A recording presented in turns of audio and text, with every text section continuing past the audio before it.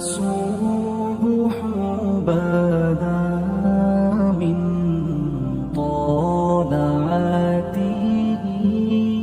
میرے آقا مصطفیٰ کریم رؤوف الرحیم صلی اللہ علیہ وسلم فرماتے ہیں ماہ رمضان کو سارے مہینوں پر ایسی فضیلت ہے جیسے مجھ محمد کو تمام مخلوق پر فضیلت حاصل ہے. میرے آقا فرماتے ہیں ماہ رمضان شریف میں اگر تم ایک نیکی کرتے ہو تو اللہ تمہیں 70 کا ثواب عطا کرتا ہے، اور تمہارا خلوص بڑھ جاتا ہے تو اللہ تمہیں ایک نیکی کا 1000 عطا کرتا ہے. اخلاص اور بڑھتا ہے تو اللہ ایک نیکی پر تمہیں بے حساب ثواب عطا کرتا ہے، اس کا کوئی حساب ہی نہیں ہوتا. آقا کریم رؤوف الرحیم صلی اللہ علیہ وسلم فرماتے ہیں یہ ماہ رمضان کیا ہے. اللہ کے محبوب مصطفیٰ کریم صلی اللہ علیہ وآلہ وسلم ماہ رمضان شریف کے روزوں کی اہمیت بیان کرتے ہوئے فرماتے ہیں کہ ماہ رمضان شریف کا ایک روزہ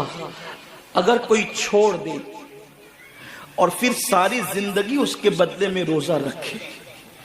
تو ساری زندگی کے روزے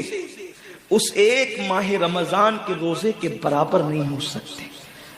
یہ ماہ رمضان شریف کے روزے کو فضیلت حاصل ہے، اور اللہ کے حبیب صلی اللہ علیہ وسلم فرماتے ہیں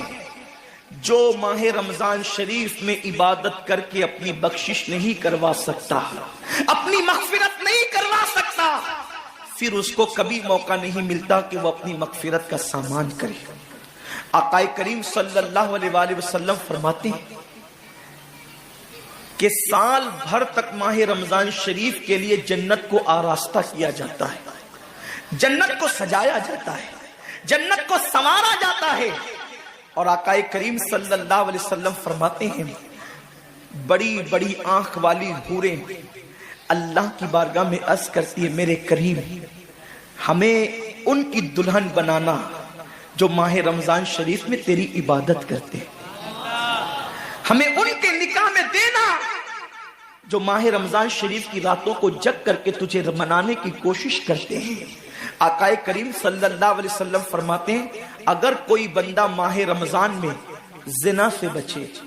شراب سے بچے، جھوٹ سے بچے، کسی کو تہمت لگانے سے بچے،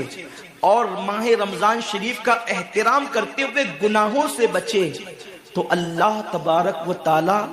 ہر رات کے بدلے، رمضان شریف کی ہر رات کے بدلے 100 حوروں کے ساتھ اس کا نکاح فرمائے گا. یعنی 30 راتیں ہیں تو 100 حوروں کے ساتھ اس کا نکاح ہوگا. اور آقا کریم صلی اللہ علیہ وسلم فرماتے ہیں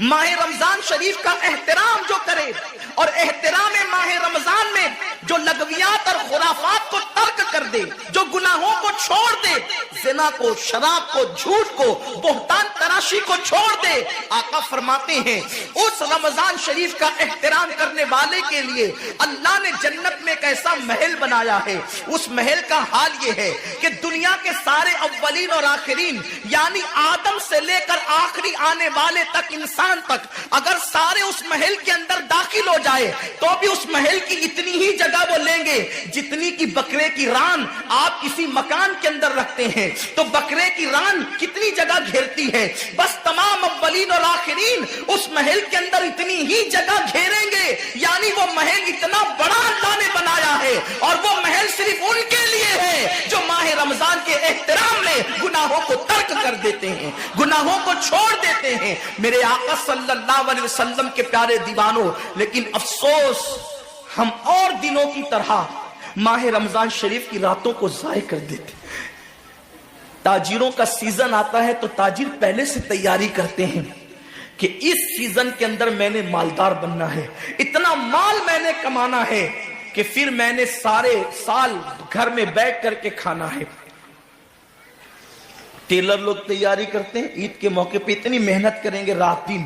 کہ سال بھر اگر کوئی کسٹمر نہ بھی آئے تو وہ گھر بیٹھ کے آرام سے کھا سکے. کپڑے والے سوچتے ہیں کہ سیزن آئے گا، جو بھی سیزن ان کا آتا ہے اتنا کمائیں گے کہ سال بھر بیٹھ کے کھائیں گے.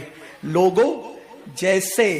کپڑوں کا سیزن آتا ہے، ٹیلروں کا سیزن آتا ہے، پھلوں کا سیزن آتا ہے، ایک سیزن نیکیوں کا بھی آتا ہے، ایک سیزن مغفرت کا بھی آتا ہے. ایک سیزن جنتی بننے کا بھی آتا ہے، ایک سیزن اللہ کو راضی کرنے کا بھی آتا ہے۔ ارے یہ کیا کم ہے، میرے رسول سچے نبی صادق و مصدوق نبی نے فرمایا ماہ رمضان کی ہر رات اللہ پہلے آسمان پہ تجلی کرتا ہے اور اللہ اپنے بندے سے پکار پکار کر غروب آفتاب سے لے کر صبح صادق طلوع ہونے تک کہتا ہے میرے بندے اگر تو گنہگار ہے تو مجھ سے معافی طلب کرتا کہ میں تیری مغفرت کر دوں، میں تجھے جنت کا پروانہ عطا کر دوں۔ اگر تو غریب ہے تو مجھ سے دولت مانگتا کہ میں تجھے دولت عطا کر دوں۔ اگر تو نعمت سے محروم ہے تو نعمت مانگتا کہ میں تجھے نعمت عطا کر دوں۔ یہی وجہ تو ہے حضرات صحابہ کرام